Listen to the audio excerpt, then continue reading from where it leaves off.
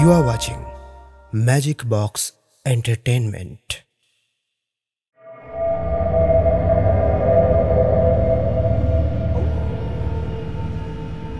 বিষ্টুদার প্রতি আপনাদের প্রাণ ভরা ভালোবাসায় টিম ম্যাজিক বক্স এন্টারটেনমেন্ট আপ্লুত।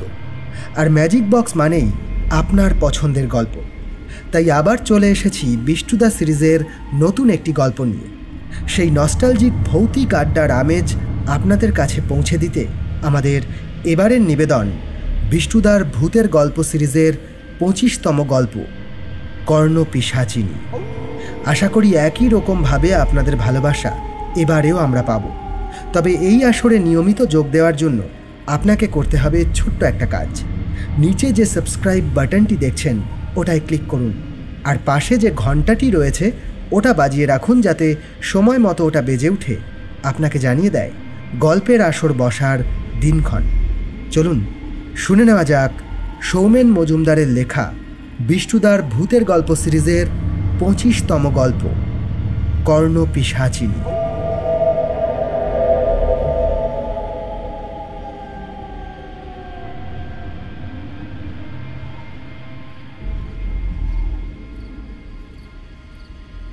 সেদিন সন্ধেবেলায় আমি আর পল্লব হরিদার চায়ের দোকানে বসেছিলাম। বৈশাখের কাঠফাটা গরমে দুজনেই ক্লান্ত অবসন্ন। এই পরিশ্রান্ত সন্ধেবেলায় শরীর মন চনমনে করে তুলতে বিষ্টুদার একখানা জমজমাট ভূতের গল্প সঙ্গে হরিদার বানানো চা অপরিহার্য। সেই সঙ্গে যদি একটু ঝড় বৃষ্টি হয় গতদিনের মতো, তবে মন্দ হয় না। কিন্তু সেই আশা পূরণ হওয়ার কোনো লক্ষণ আপাতত চোখে পড়ছে না। আজ সকালবেলায় আমি বাজারে গেছিলাম।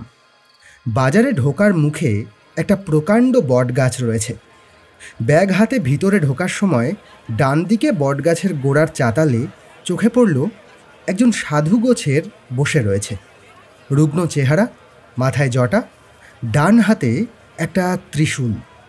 লোকটি পদ্মাসনে বসে রয়েছে। বাঁ দিকে হাঁটুর কাছে একটা কমণ্ডলু। এরকম লোক মাঝে মধ্যেই আমাদের চারপাশে চোখে পড়ে। দেখে ভক্তি জাগে ঠিকই, আবার সন্দেহ হয় হয়তো দেখা যাবে লোকটি ভণ্ড, মানুষের ভক্তি এবং আবেগের সুযোগ নিয়ে ঠকিয়ে বেড়ায়। তবে আশ্চর্য, এই লোকটিকে দেখে তেমন কিছু মনে হলো না। দু একজনকে দেখলাম খুচরো টাকা কপালে ঠেকিয়ে কমণ্ডলুতে ফেলছে। আমিও কি মনে হতে এগিয়ে গিয়ে 1 টাকার একটা কয়েন কপালে ঠেকিয়ে প্রণাম করে কমণ্ডলুতে ফেললাম। এই বিষয়ে সাধারণত আমার যথেষ্ট আপত্তি রয়েছে। ঈশ্বর বা উপরওয়ালা যাই বলি, সে যদি আমাদের স্রষ্টা হয়, সেক্ষেত্রে নিজেদের মনস্কামনা পূরণের প্রার্থনা করতে তাকে বিনিময়ে উৎকোচের মতো দক্ষিণা কিংবা ভোগ দিতে হবে কেন? এ তো সরকারি আপিস নয় যে ঘুষ দিয়ে কাজ আদায় করতে হবে। কিন্তু আজ আমি দক্ষিণা হিসেবে 1 টাকা দিয়েছি, তার উদ্দেশ্য লোকটিকে আরও কাছ থেকে দেখা। বেশ আকর্ষণীয়, আড়ম্বরহীন অথচ নির্মল একটা ভাব রয়েছে। লোকটি কোনো কথা বলছে না, চুপচাপ ধ্যানমগ্ন হয়ে বসে আছে। বাজারের লোকজনের মধ্যে বেশ একটা কৌতূহল তৈরি হয়েছে। মোটামুটি সকলেই যাওয়া আসার পথে লোকটিকে বিস্মিত দৃষ্টিতে নিরীক্ষণ করছে। বেশিক্ষণ দাঁড়ায়নি, তবে আমিও মিনিটখানেক চুপচাপ তাকিয়েছিলাম লোকটির দিকে। লোকটিকে দেখে মনে হচ্ছিল এই যে বাজারের তীব্র কোলাহল, তা যেন তার কানে পৌঁছাচ্ছে না। ধ্যানমগ্ন হয়ে সে যেন পৌঁছে গেছে চিরশান্তিময় অন্য কোনো জগতে। লোকজন নিজেদের মধ্যে বলাবলি করছিল এই সাধু হিমালয় থেকে এসেছেন, কেউ আবার বলছিল গঙ্গাসাগর থেকে এসেছেন। মৌন থাকার এই গুণ, অন্যেরা অস্থির হয়ে মরে মৌনতার আড়ালে লুকিয়ে থাকা সত্যিকে জানার আগ্রহে। আমিও একেবারে ব্যতিক্রম নই। ভালো করে নিরীক্ষণ করে বোঝার চেষ্টা করছিলাম সত্যি এই সাধুবেশী লোকটা কোথা থেকে এসেছে। কিন্তু কোনোরকম আন্দাজ করা সম্ভব হলো না। লোকটি যে টু শব্দটিও করছে না। কৌতূহল এবং প্রশ্ন নিয়ে বাজার সেরে বাড়ি ফিরলাম। তীব্র গরমে পরিশ্রান্ত শরীরে সারা দিন বাড়িতেই ছিলাম। চোখের সামনে ফিরে ফিরে আসছিল অজ্ঞাত ওই সাধুর চেহারা। এমনটা মানুষের স্বাভাবিক প্রবৃত্তি। মানুষ কথা মনের মাঝে আটকে রাখতে পারে না। তাই সন্ধেবেলায় যখন বিষ্টুদা হরিদার চায়ের দোকানে এসে পৌঁছালো, তখন ওই সাধুর ব্যাপারে সব কথাই আমি বললাম। আমার কথা নিশ্চুপে পুরোটা শোনার পর বিষ্টুদা বলল, আমার এই সব সাধু সন্ন্যাসী বিশেষ পছন্দ এমন কথা বলতে পারি না। কিছুটা ভয়, কিছুটা অবিশ্বাস রয়েছে মনে। তবে চারদিকে অনেক বুজরুক থাকলেও তেমন সাধকও রয়েছে এই উপমহাদেশে। মনে এসব সম্বন্ধে ভয় জমেছে একটি নির্দিষ্ট ঘটনার জন্য। আজ তবে তোদের সেই ঘটনার কথাই বলি। যাক, সাধুকে দক্ষিণা দিয়ে লোকজনের মনস্কামনা পূর্ণ হবে কিনা জানি না, তবে আমার আর পল্লবের মনোবাঞ্ছা পূরণ হতে চলেছে। এবার একটা অলৌকিক গল্প শোনাবে বিষ্টুদা। চারদিক সন্ধ্যার গাঢ় অন্ধকারে ঢেকে আছে। উষ্ণ থমথমে পরিবেশ। শুধুমাত্র ঝিঝির ডাক ছাড়া আর কোনো শব্দ কানে আসছে না। আমি ইশারায় হরিদাকে 3টে চা দিতে বললাম। গল্প শুরু করলো বিষ্টুদা। তখন আমি তালবান্দায় ছিলাম, তবে কোনো কাজের জন্য গেছি এমন নয়। ওখানে এক আত্মীয়ের বাড়িতে ঘুরতে গেছি। তালবান্দা গ্রামটি এমনিতে বেশ সুন্দর। আক্ষরিক অর্থে গ্রাম শব্দটা শুনলে যেমন ছবি আমাদের চোখের সামনে ভেসে ওঠে, ঠিক তেমন। চারদিক গাছপালায় ভরা। নির্মল সেই দৃশ্যের গোপন অন্তরাল থেকে অনবরত ভেসে আসে পাখির কলতান। এখানে সেখানে অগণিত পুকুর, পুকুরের পাড়ে বাঁশ ঝাড়। সেই বাঁশ গাছের কয়েকটি মাথা ঝুঁকিয়ে পুকুরের জল ছুঁয়েছে। সেই বাঁশের কঞ্চিতে জলের দিকে স্থির দৃষ্টিতে তাকিয়ে বসে আছে রঙিন মাছরাঙা। সুযোগ বুঝে ছো মেরে ঠোঁটে করে একটা মাছ জল থেকে ছিনিয়ে নিয়ে আবার নিজের জায়গায় ফিরে যাচ্ছে। এসব দেখতে দেখতেই আমার সময় কেটে যায়। বেশ ভালোই কাটছিল প্রথম কটা দিন, কিন্তু আমার বোধহয় শান্ত নিস্তরঙ্গ আটপৌড়ে জীবন কপালে নেই। যেখানেই যাই অলৌকিক ঘটনা আমায় অনুসরণ করে। তবে কতকটা ঠিক যে আমিও এসব ভালোবাসি। যে ঘটনার আঁচ আমার ত্রিসীমানায় এসে পৌঁছবে না কোনো দিন, সেসব ঘটনার দিকে আমি নিজেই এগিয়ে যাই। অদ্ভুত হলেও এটাই সত্যি। যাই হোক, আমি পৌঁছানোর পর দিন 3 শান্ত স্বাভাবিকভাবেই কেটে গেল। এখনো স্পষ্ট মনে আছে, সেদিন ছিল মঙ্গলবার। রোদ পড়ে এলে একটু বেড়াতে বেরিয়েছি। গাছপালার ছায়ায় গ্রাম্য মাটির পথ এঁকে বেঁকে চলে গেছে। হাঁটতে হাঁটতে বেশ খানিকটা চলে যাওয়ার পর চোখে পড়ল একটা একচালা ঘর। আমি ঘরটার পিছনের দিক থেকে হেঁটে এসেছি, তাই প্রথমে বুঝতে পারিনি। সামনে পৌঁছে বুঝলাম ওটা আসলে ঘর নয়, একটা মন্দির। মন্দিরে মা কালীর বিগ্রহ রয়েছে, তবে এই রূপ আমার অপরিচিত। মায়ের চোখে তীব্র তেজ, জিহ্বা তৃষা তীক্ষ্ণ, ঘন কালো কেশ সাপের মতো এঁকে বেঁকে উঠছে। এই ভীষণ রূপের অন্তরালে রয়েছে অদ্ভুত এক সম্মোহনী ক্ষমতা। ভাবনার অতল গভীরে হারিয়ে যেতে যেতে এক দৃষ্টিতে মায়ের বিগ্রহের দিকে তাকিয়ে রয়েছি। হঠাৎ অচেনা একটা কণ্ঠস্বরে আমার সম্বিত ফিরল, বিষ্টু। পিছনে তাকিয়ে দেখলাম দাড়ি গোঁফওয়ালা এক বৃদ্ধ আমার পিছনে এসে দাঁড়িয়েছে। পরনে টকটকে লাল ধুতি, রুগ্ন শরীরের উপর জড়ানো একই রকম আরেকটি লাল কাপড়। কিন্তু লোকটি আমার নাম জানলো কি করে? কখনো এই মানুষটিকে দেখেছি বলে তো মনে হয় না। আমি প্রণাম করলাম। লোকটি হাত তুলে আমায় আশীর্বাদ করলেন। আমি বললাম, অভয় দিলে একটা প্রশ্ন জিজ্ঞাসা করব। লোকটি মাথা নেড়ে আমাকে আশ্বস্ত করলেন। আপনি আমার নাম জানলেন কি করে? স্মিত হেসে এবার লোকটি আমার নারী নক্ষত্র, আমার জীবনের সকল ঘটে যাওয়া ঘটনার ইতিবৃত্ত বর্ণনা করতে লাগলেন। এমনকি যেসব ঘটনা এই জগৎ সংসারে আমি ছাড়া কেউ জানে না, সেসব কথাও বললেন। আমি বিস্ময়ে হাঁ হয়ে গেলাম। এমন কালদর্শী মহাপুরুষ আমি অন্তত কখনো দেখিনি।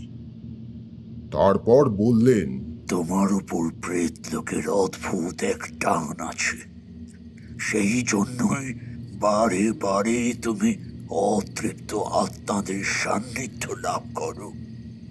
তবে এবার বিপদ আরো ভয়ঙ্কর হতে চলেছে, সাবধানে থেকো। আমি তাহলে কি করব এখন? মায়ের নাম জপ করো মনে মনে। এ কথা বলতে বলতে প্রস্থানে উদ্যত হলেন। আপনি কে বাবা? আমি মায়ের সেবক। এ কথা বলে নিজের পথে এগিয়ে যেতে লাগলেন। আমিও কয়েক মুহূর্ত সেদিকে তাকিয়ে থেকে বাড়ির পথে রওনা হলাম। সেদিন রাতে দুশ্চিন্তায় ঘুম এলো না। আবার কোন বিপদ ধেয়ে আসছে আমার দিকে, আকাশ পাতাল ভাবতে লাগলাম। তাছাড়া এই লোকটি কে? কোন ক্ষমতা আছে লোকটির যে সব কিছু জানতে পারেন?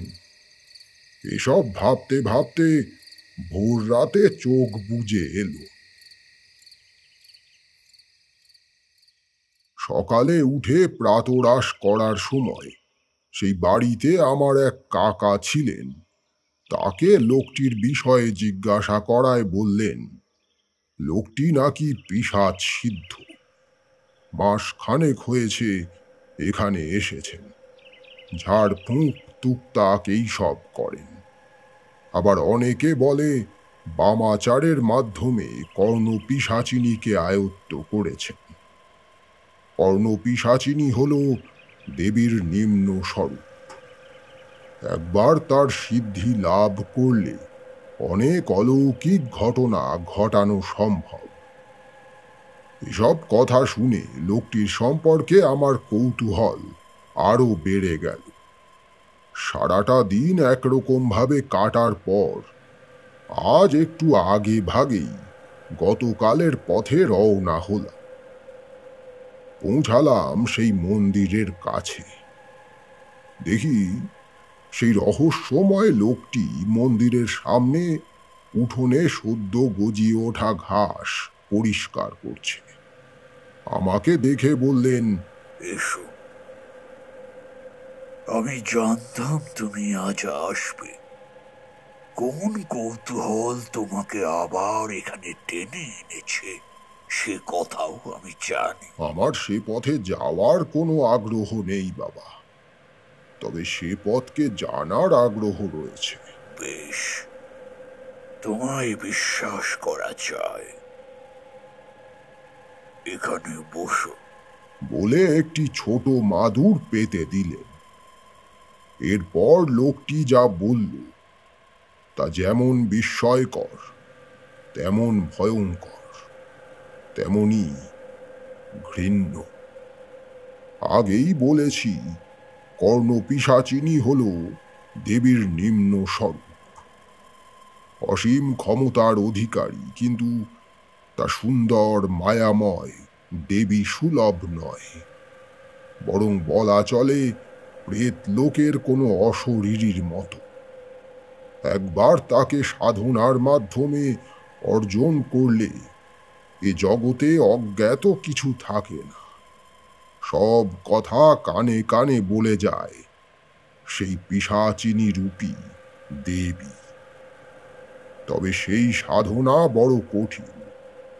তার বর্ণনা শুনে আমার মনে হয়েছিল কোনো সুস্থ মানুষের পক্ষে ওই কঠিন সাধনা করা অসম্ভব। বামাচারের মাধ্যমে কম সময়ে সিদ্ধি লাভ করা যায়, কিন্তু সে পথ কতটা কঠিন আমার বর্ণনা শুনলেই বুঝতে পারবি। এই সাধনা শুরুর 10 দিন আগে থেকে স্নান বন্ধ করতে হয়, দাঁতে মাজন করা, এমনকি পোশাক পরিবর্তন, সব কিছুই বন্ধ। সংক্ষেপে বললে যতটা সম্ভব অপরিচ্ছন্ন, নোংরা থাকা সম্ভব থাকতে হবে। কৃষ্ণপক্ষের ত্রয়োদশীতে আসল সাধনা শুরু হবে। ত্রয়োদশী, চতুর্দশী এবং অমাবস্যা, এই 3 দিন ধরে সাধনা চলে এবং এই 3 দিন একই স্থানে বসে থাকতে হয়। এই কদিন অন্য কোনো খাদ্য পানীয় গ্রহণ করা চলবে না। নিজের শরীর নিঃসৃত পদার্থই পুনরায় গ্রহণ করতে হবে, অর্থাৎ ক্ষুধা নিবারণ করতে হবে নিজের মল দ্বারা, তৃষ্ণা মেটাবে নিজের প্রস্রাব। এর অন্যথা হলে সাধনা সম্পন্ন হবে না এবং সেই মল নিজের সারা শরীরে মেখে নিজের প্রস্রাবের ছিটে দিতে হবে গায়ে। কতটা ঘৃণ্য এ পদ্ধতি আশা করি আন্দাজ করতে পারছিস। এবং এসবের সঙ্গে এক নাগাড়ে জপ করতে হবে কর্ণপিশাচিনীর মন্ত্র। এই সাধনার সময় গলায় পরা থাকবে হাড়ের মালা এবং হাতেও থাকবে অনুরূপ একটি মালা। সেই মালায় ছোট ছোট 54খানা হাড়ের টুকরো থাকবে। মালা গুনে গুনে মন্ত্র জপ করতে হবে। সাধনার সকল পদ্ধতি সঠিকভাবে হলে সাধারণত দ্বিতীয় দিনেই কর্ণপিশাচিনী যুবতীর রূপ ধারণ করে সামনে আসবে এবং সাধকের সঙ্গে সম্ভোগে লিপ্ত হতে চাইবে। এমন অবস্থায় অনেক সাধক ভয় পায়, কিন্তু ভয় পেলে হবে না। আদান প্রদান সম্পন্ন হলে সিদ্ধ হবে সাধনা। অমাবস্যায় সাধনা শেষ হলেও আগামী আরো 10 দিন সাধককে আপন মলমূত্র দিয়েই ক্ষুধা তৃষ্ণা নিবারণ করতে হবে। এইসব গুপ্ত সাধনায় সিদ্ধি লাভ করেছে এমন সাধকের সংখ্যা আমাদের এই ভারতবর্ষে নেহাত কম নয়। কিন্তু সাধারণভাবে দেখে কোনো কিছু বোঝা অসম্ভব। এসব বর্ণনা শুনে আমার মাথা কেমন তালগোল পাকিয়ে গেছিল। বিস্ময়ে হতবাক হয়ে কিছুক্ষণ চুপচাপ বসেছিলাম। একসময় খেয়াল হতে জিজ্ঞাসা করলাম, আপনি কি এই সাধনা করেছেন? এ কথার কোনো উত্তর পেলাম না, শুধু সামান্য একটু হাসলেন। ততক্ষণে সন্ধ্যা হয়ে এসেছে। বিদায় নিয়ে সেদিনের মতো বাড়ির পথে রওনা হলাম। রাতে খাওয়ার পর বিছানায় শুয়ে চোখের সামনে কল্পিত কিছু দৃশ্য ভাসতে লাগল। যেন দেখলাম এক সাধক সেই বর্ণনার মতো সাধনায় মগ্ন। অপরূপা এক যুবতী মৃদুমন্দ পদক্ষেপে নূপুরের শব্দ তুলে সাধকের চারদিকে ঘুরে বেড়াচ্ছে। তার দৃষ্টি সাধকের দিকে নিবদ্ধ। এক সময় সেই যুবতী সাধকের কাছে এসে দাঁড়াল, তারপর ধীরে ধীরে বসে পড়ল সাধকের কোলের উপর। ঠিক সেই সময় আকাশে প্রচণ্ড একটা আলোর ঝিলিক খেলে গেল। অপ্রস্তুত প্রকৃতির বুকে নেমে এলো তীব্র দুর্যোগ। প্রচণ্ড বৃষ্টিতে যেন চরাচর উন্মাদ হয়ে উঠল। ঘুম জড়ানো চোখে যে কল্পনায় আমি ভেসে যাচ্ছিলাম, সেখান থেকে হঠাৎই যেন বাস্তবে ফিরে এলাম। টের পেলাম বাস্তবেও শুরু হয়েছে প্রচণ্ড বৃষ্টি। আকাশ যেন জলপ্রপাতের মতো নেমে আসছে পৃথিবীর বুকে। বাকি রাতটুকু এক নাগাড়ে বৃষ্টি হয়ে চলল, কখনো ঝিরিঝিরি, কখনো ঝমঝম করে।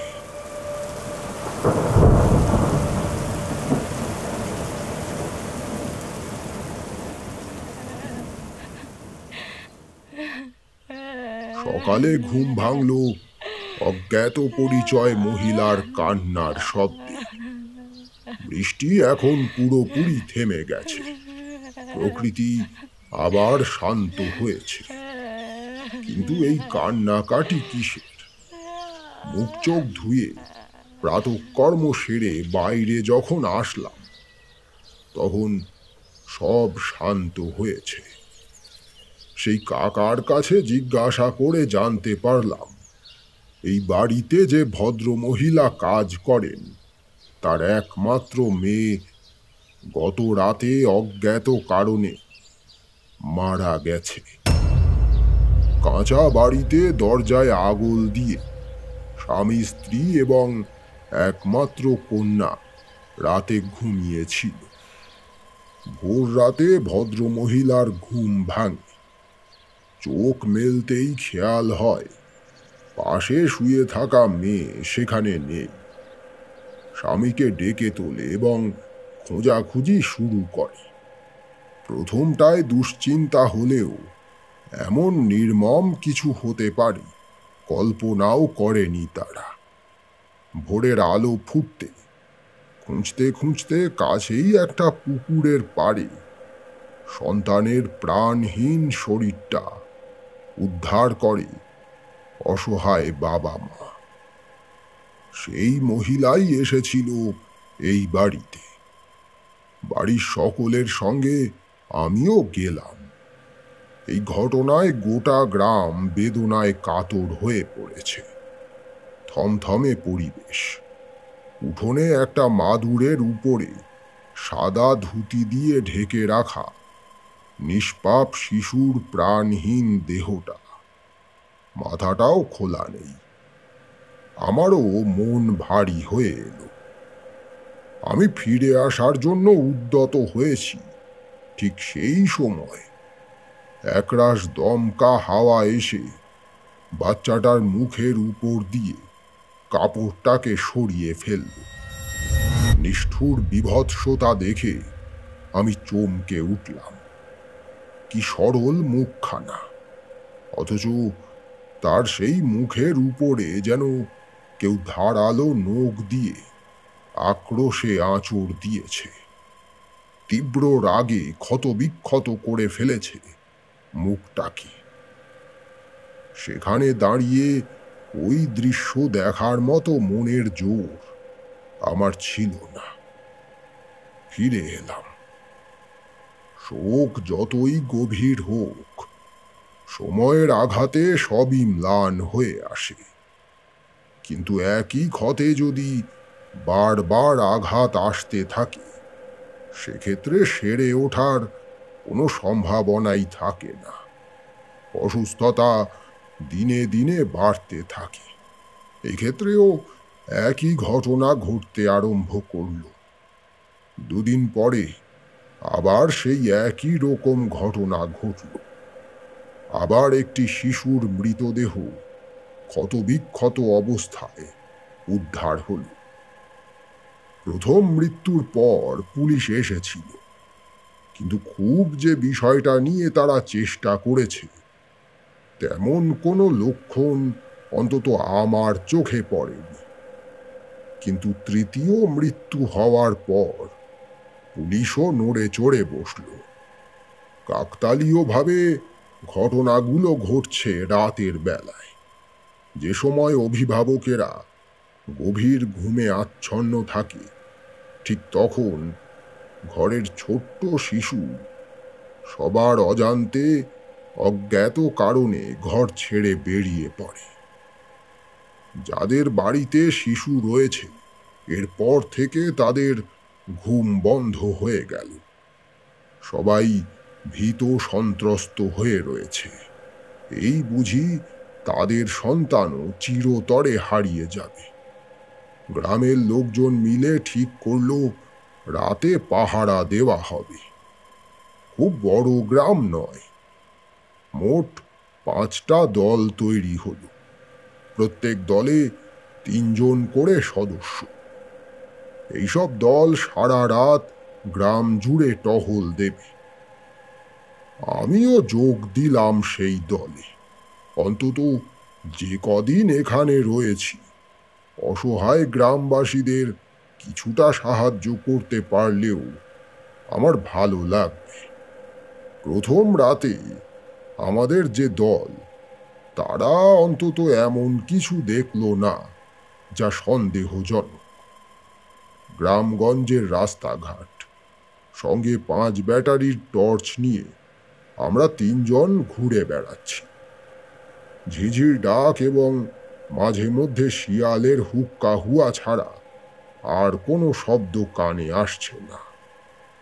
সকালে সবার সঙ্গে যখন কথা হলো তখন জানলাম কারো এমন কোনো অভিজ্ঞতা হয়নি যা অলৌকিক বা অস্বাভাবিক। পরদিনও একই রকম ভাবে কাটল। আরো 2টো দিন কোনো সাড়া শব্দ নেই। তারপর দিন অর্থাৎ পঞ্চম দিনে 3 জনে মিলে অন্ধকারে যখন হাঁটাহাঁটি করছি, হঠাৎ মনে হলো আমাদের পিছনে কেউ নুপুর পায়ে হেঁটে আসছে। প্রায় একসঙ্গে 3 জনেই পিছনে ফিরে তাকালাম।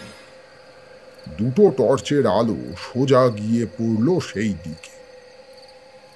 আর যে দৃশ্য দেখলাম তাতে আমার সারা শরীর কেঁপে উঠল। নিঃসন্দেহে বলতে পারি বাকি 2 জনের অবস্থাও আমার চেয়ে ভালো নয়। বিস্ফারিত চোখে আমরা আলো বরাবর তাকিয়ে আছি, আর সেই আলোর বৃত্তে দাঁড়িয়ে আছে এক যুবতী। একটা কাপড় শুধু গায়ে জড়ানো, কোমর পর্যন্ত লম্বা চুল এলোমেলো হয়ে ছড়িয়ে আছে। পায়ে নুপুর, কবজিতে 2খানি করে চুড়ি। কপালে সিঁদুর রয়েছে, কিন্তু তা বড় অস্পষ্ট। চোখের কাজল কিছুটা ছড়িয়ে গেছে, তবে তাতে সৌন্দর্য বিন্দুমাত্র বিঘ্নিত না হয়ে বরং বৃদ্ধি পেয়েছে। চোখ দুটো টানা টানা, স্বাভাবিকের তুলনায় সে দুটো যেন বেশি জীবন্ত। কোনো রকম ভয়াবহতা নেই সেই রূপে, আছে অমোঘ আকর্ষণ। তবু যেন অজ্ঞাত ভয়ে শরীর অসাড় হয়ে গেছে। হঠাৎ লক্ষ্য করলাম আমাদের মধ্যে যার হাতে টর্চ নেই সে গুটি গুটি পায়ে সেই মূর্তির দিকে এগিয়ে যাচ্ছে। তার চোখ মুখের ভাব পরিবর্তন হয়ে গেছে। মায়াবী সম্মোহনে সে যে বাস্তব বোধ হারিয়ে ফেলেছে তা স্পষ্ট তার অভিব্যক্তিতে। আমাদের থেকে সেই মূর্তি 8-9 হাত দূরে দাঁড়িয়ে আছে। দলের লোকটি 2-3 পা এগিয়ে গেছে। হঠাৎ আমার কি মনে হতে লোকটির হাত ধরে টেনে ধরলাম। উত্তেজনায় টান কিছুটা তীব্র হয়ে গেছিল। সেই অভিঘাতে লোকটি যেন সম্বিত ফিরে পেল। পরক্ষণে তাকিয়ে দেখলাম সেই মূর্তি অদৃশ্য হয়েছে। চমক তখনও কাটেনি। সেই সময় একটা কণ্ঠস্বর দ্রুত আমাদের দিকে এগিয়ে এলো। চারুদা, চারুদা, চারুদা, চারুদা, চারুদা, চারুদা মারা গেছে, চারুদা মারা গেছে। তিনজনে মিলে ছুটতে ছুটতে পৌঁছালাম ঘটনাস্থলে। সবার কথা শুনে যতটুকু বুঝলাম, প্রত্যেকে টহল দেওয়ার সময় একটা নুপুরের শব্দ শুনেছে, আর পিছন ফিরে দেখেছে একজন অপরূপা সুন্দরী নারী তাদের অনুসরণ করছে। চারুদা নামক লোকটি সবার অলক্ষ্যে হঠাৎই নিরুদ্দেশ হয়ে যায়।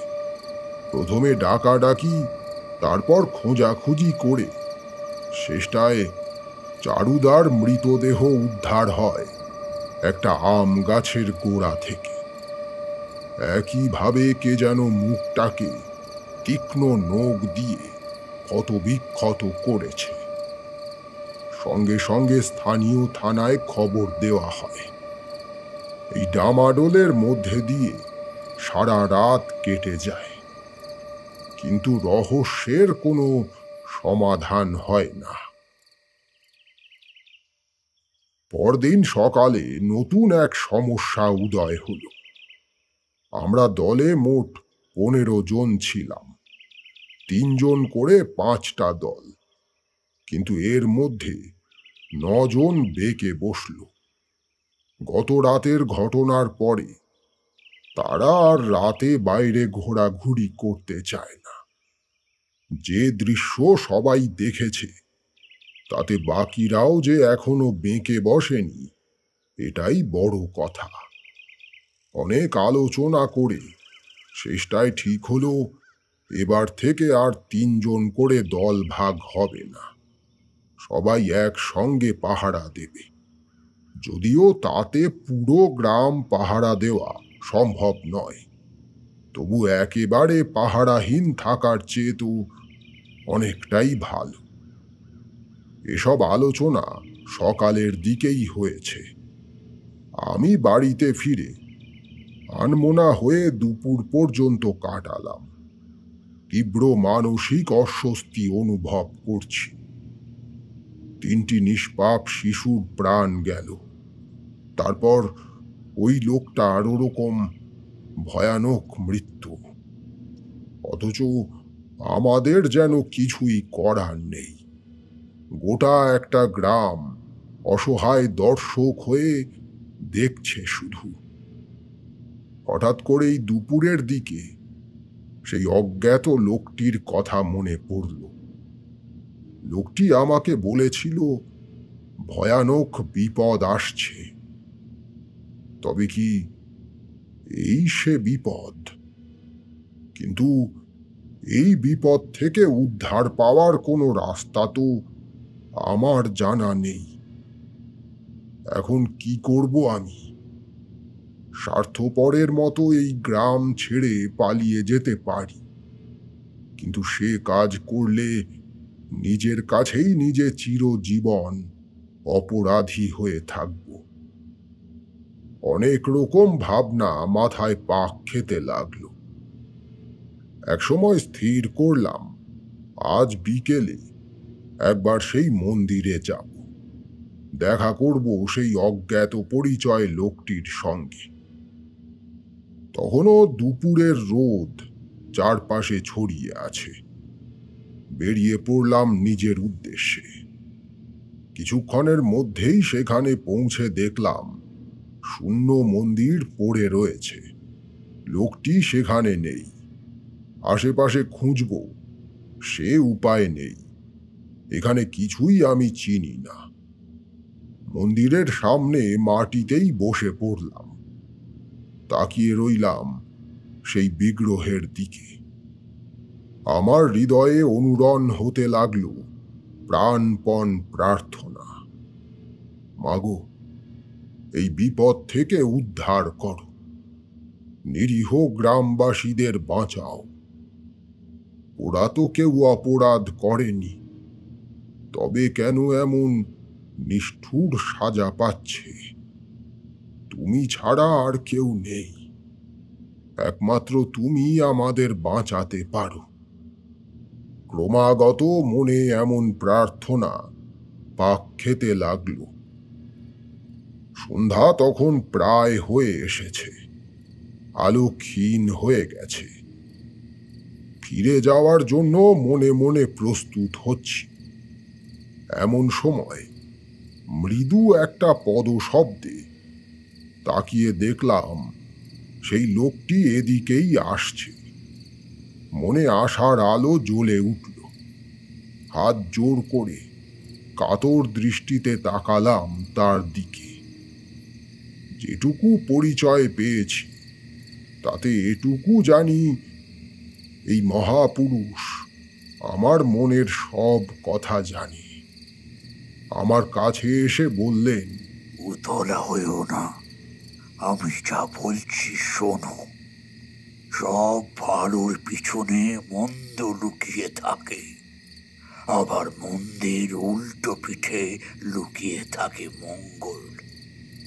এই বিপদের আঁচ পেয়েই এখানে আস্তানা ঘেরেছি। আমার সব শক্তি দিয়ে সমাধানের চেষ্টা আমি করবই। কোনো এক শয়তান অশুভ শক্তি অর্জনের নেশায় মেতেছে। এসব তাহারই ক্রিয়ার ফলে। আমি যা যা বলছি ঠিক তাই করতে হবে।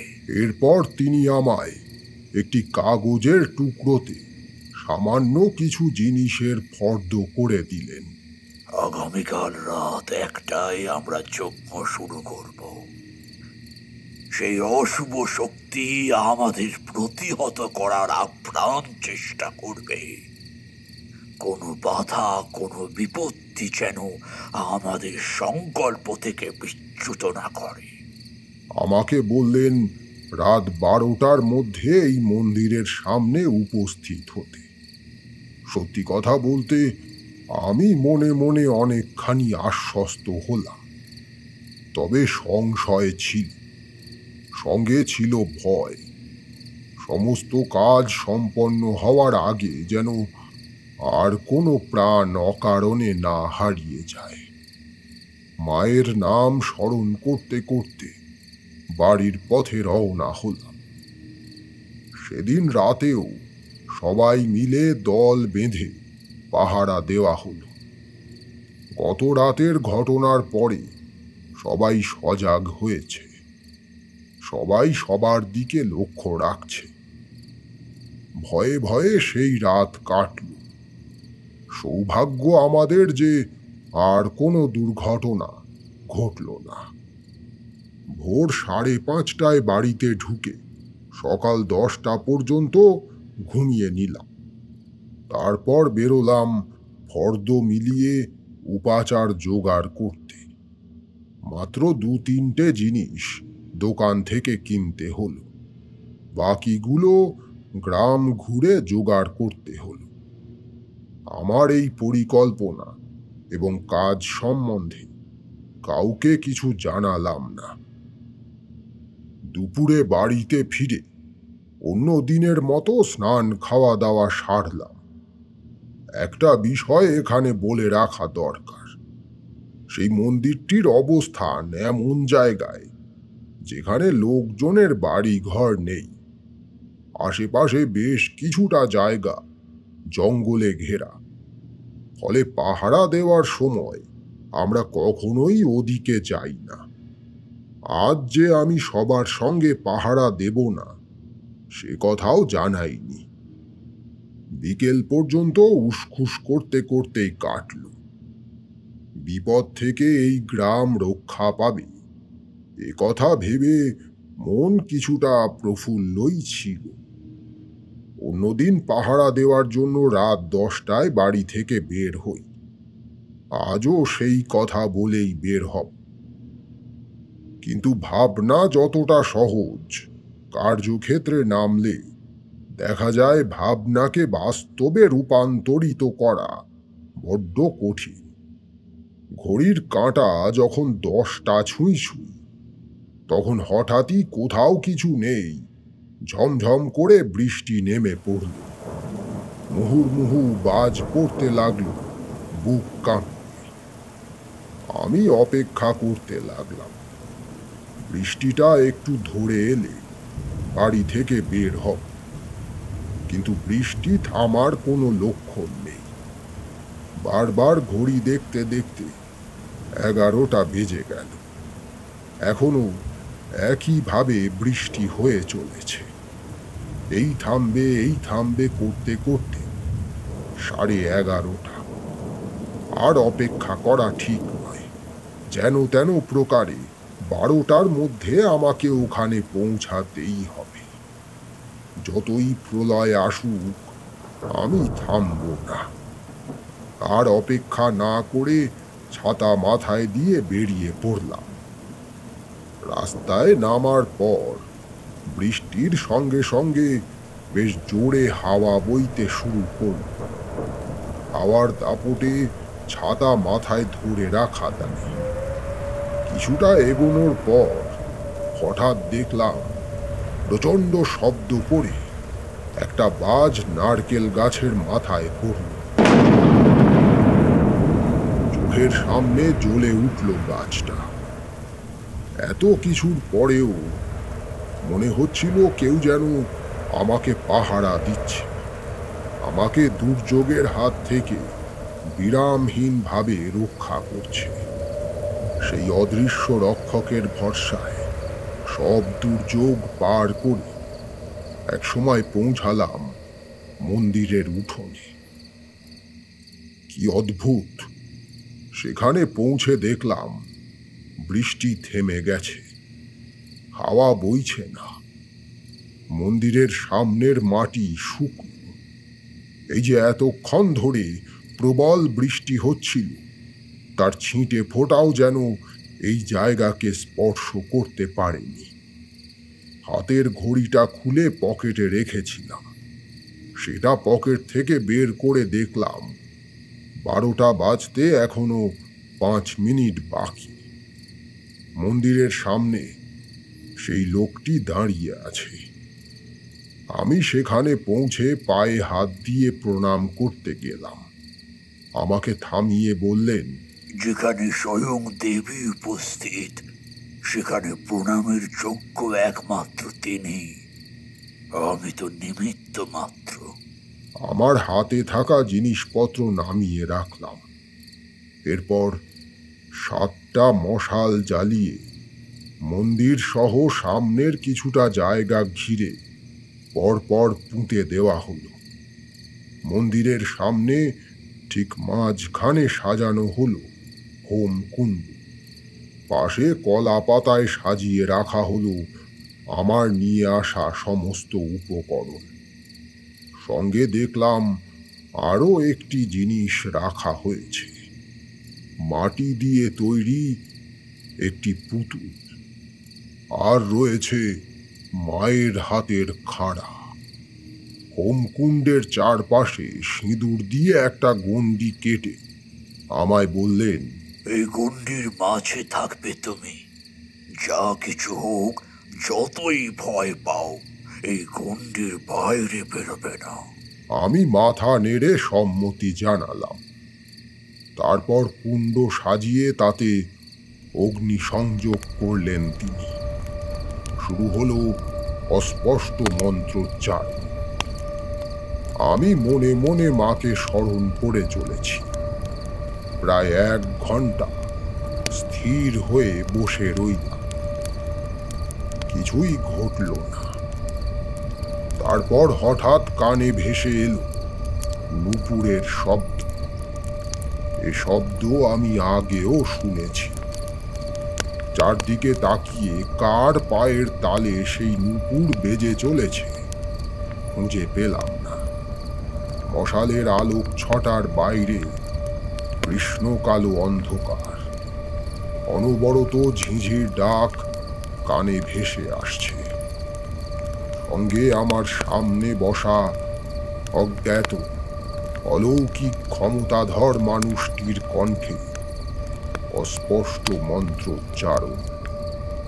ভয়াবহ মায়াবী পরিবেশ সৃষ্টি হয়েছে।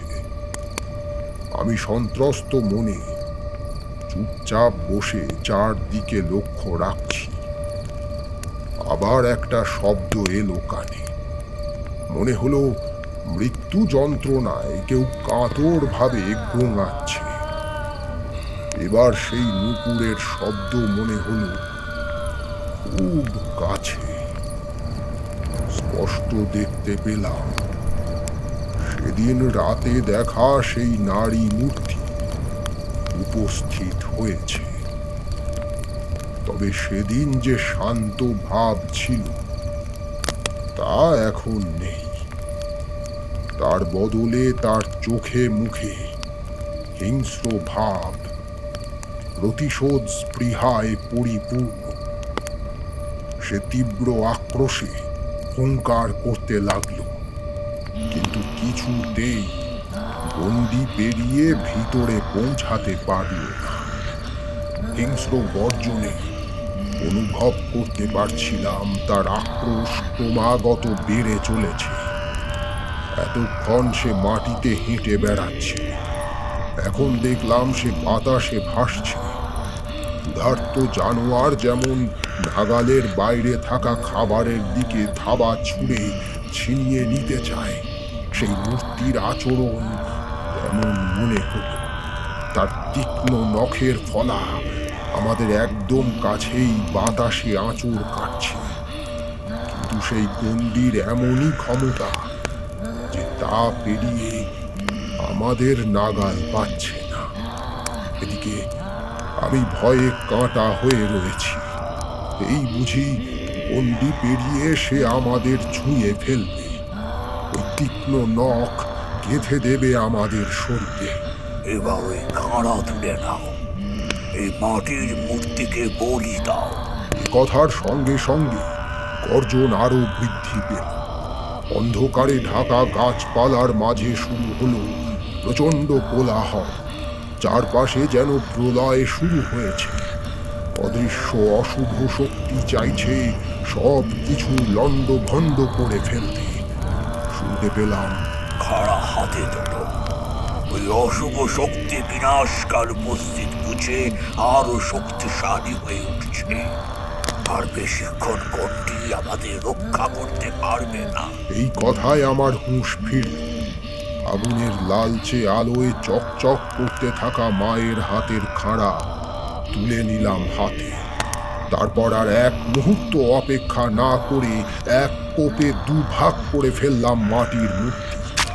সঙ্গে সঙ্গে টের পেলাম মৃত্যু যন্ত্রণার তীব্র আর্তনাদ। আর সেই নারী মূর্তির কণ্ঠ মিশ্রিত হুঙ্কার। পরক্ষণে সব শান্ত, স্বাভাবিক হয়ে গেল। আমাদের কাজ সম্পন্ন হয়েছে। আর কোনোদিন ওই শয়তান কারো কোনো ক্ষতি করতে পারবে না। সব ঠিক হয়ে যাবে তো? তিনি মাথা নেড়ে সম্মতি জানালেন। আপনি চাইলে তো এই ক্রিয়া আগেই করতে পারতেন। নিরীহ প্রাণগুলো তবে এভাবে যেত না। পারতাম না। সব কিছুরই স্থান, কাল, পাত্র রয়েছে। এ কাজ সম্পূর্ণ করতে তোমাকেই প্রয়োজন ছিল। বিষ্ণু, তুমি নিশ্চয়ই জানবে লোহা কাটতে লোহা দরকার। ঠিক তেমন। বুঝলাম না। সময় হলে ঠিক বুঝতে পারবে। যাও, এখন বাড়িতে ফিরে যাও। রাত তখন 3টে বাজে। মন্দিরের প্রতিমাকে সাষ্টাঙ্গে প্রণাম করে বাড়ির পথে রওনা হলাম। বাড়িতে ঢুকে পা হাত ধুয়ে বিছানায় শুতে প্রায় 4টে বেজে গেল। এই কদিনের রাত জাগা এবং আজ রাতের পরিশ্রমে শরীর ক্লান্ত ছিল। কিছুক্ষণের মধ্যেই ঘুমে শরীর আচ্ছন্ন হয়ে এলো। কমপক্ষে 6-7 ঘন্টা টানা ঘুমানো উচিত ছিল, কিন্তু সকালের আলো ঠিক করে ফোঁটার আগেই কান্নাকাটি এবং কোলাহলে ঘুম ভাঙল। কি হয়েছে জানার জন্য অনেক কষ্টে ঘুম থেকে উঠে যা বুঝলাম, তাতে আমার বিস্ময়ের অন্ত ছিল না। আমার সেই কাকা, অর্থাৎ যার কাছে ওই অজ্ঞাত সাধকের বিষয়ে জিজ্ঞাসা করেছিলাম, সে মারা গেছে। বাড়িতে ডাক্তার এসে যখন পৌঁছালো তখন সকাল 6:30 বাজে। মৃতদেহ পরীক্ষা করে তিনি বললেন, অন্তত ঘন্টা 3 আগে আমার সেই কাকা প্রাণ ত্যাগ করেছেন। অর্থাৎ ঠিক সেই সময় যখন আমি মায়ের খাড়া দিয়ে মাটির পুতুলটাকে বলি দিয়েছিলাম। সঙ্গে সঙ্গে আমার কাছে স্পষ্ট হয়ে গেল কেন সেই অজ্ঞাত মহাপুরুষ লোহা দিয়ে লোহা কাটার কথা বলেছিলেন। এ কথাও বুঝলাম, এইসব সাধনায় সিদ্ধি লাভ করে যেমন মানুষের উপকার করা সম্ভব, তেমন ক্ষতিও করা সম্ভব। একই মুদ্রার এপিঠ ওপিঠ। কিছুক্ষণ পরে বেরিয়ে আমি সেই মন্দিরের দিকে একবার গেলাম। সেখানে পৌঁছে দেখলাম অজ্ঞাত সেই সাধকের চিহ্ন মাত্র সেখানে নেই। গতকালের সেই যজ্ঞ কুণ্ড, সেই মন্দির, সেই প্রতিমা কিছুই সেখানে নেই। সেই সিদ্ধ পুরুষের কাজ এখানে সম্পন্ন হয়েছে। নতুন কোনো জায়গায় সে পৌঁছেছে অসহায় জীবকে উদ্ধার করতে। এতদিন যেখানে মন্দিরটি ছিল সেদিকে তাকিয়ে মনে মনে বললাম, মা, মা গো, রক্ষা করো মা।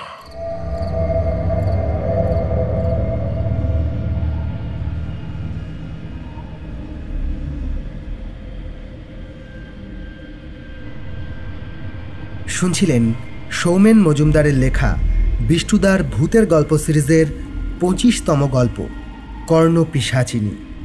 বিভিন্ন চরিত্রে রূপদান করেছেন সোমা, সৌরভ এবং আমি আপনাদের সঙ্গে সৌমেন। গল্পটি কেমন লাগলো অবশ্যই জানান কমেন্ট বক্সে। ভালো লাগলে অবশ্যই লাইক এবং শেয়ার করুন। চ্যানেলে নতুন হলে সাবস্ক্রাইব করুন। কোনো গল্পের আপডেট যাতে মিস না হয় সেজন্য বেল আইকনটি ক্লিক করে রাখতে ভুলবেন না।